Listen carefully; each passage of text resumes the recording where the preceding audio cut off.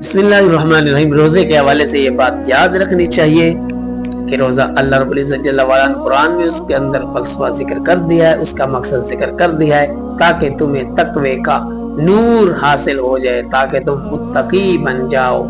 کشف المعجوب میں داتا صاحب رحمۃ اللہ علیہ نقل کرتے ہوئے فرماتے ہیں کہ روزے کا ادنا درجہ بھوکا رہنا ہے، اور پھر بھوک کے بارے میں فرماتے ہیں کہ بھوک اس روئے زمین پر اللہ کا طعام ہے۔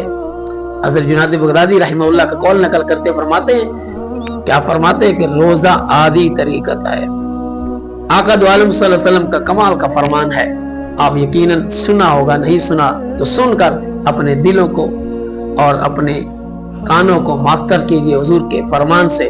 آقا دو عالم صلی اللہ علیہ وسلم نے فرمایا کہ تم اپنے پیٹ کو پیاسا رکھو، اپنے پیٹ کو بھوکا رکھو، اپنے جگر کو پیاسا رکھو، اور اپنے جسم کو غیر آراستہ رکھو، مطلب جسم کی نشو و نما میں نہ لگ جاؤ۔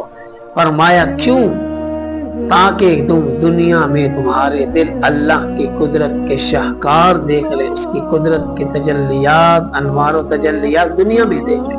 اور آقا دو عالم صلی اللہ علیہ وسلم کے ایک اور فرمان نقل کرتے فرماتے ہیں کہ حضور نے فرمایا کہ ایک بھوکا آدمی روزے دار 70 عاقل عابدوں سے زیادہ اللہ کی بارگاہ میں محبوب ہے۔ اللہ اکبر۔ اور صالحین کے بارے میں ذکر کرتے داتا صاحب رحمۃ اللہ علیہ نے فرمایا کہ پہلے جو متقدمین تھے وہ اس لیے کھاتے تھے تاکہ زندہ رہ سکے، اور فرمایا تم اس لیے زندہ ہو تاکہ خوب کھاؤ۔ اور آگے فرماتے ہیں کہ طعام الصدیقین، صدیقین کا کھانا کیا ہے؟ بھوک ہے، اور یہ مریدین کا مسلک ہے، اور بھوک شیطانوں کے لیے قید ہے۔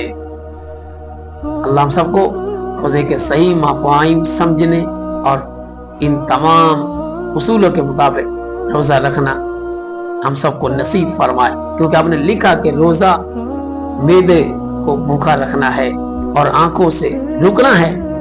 آپ فرماتے ہیں کہ رکنا ہے تو جب ہر چیز کو روکنا ہے، آنکھوں سے گناہوں کو روکنا ہے، حرام سننے سے روکنا اپنے آپ کو، اور حرام کہنے سے، حرام بولنے سے، اور حرام کھانے سے، اور تمام عادات جو گناہ میں ملوث ہوتے ہیں، جو گناہ کے ذرائع، سب کو روکنا ہے۔ اللہ ہم سب کو کامل طریقے سے روزہ رکھنے کی توفیق دے۔ والسلام ورحمۃ اللہ وبرکاتہ۔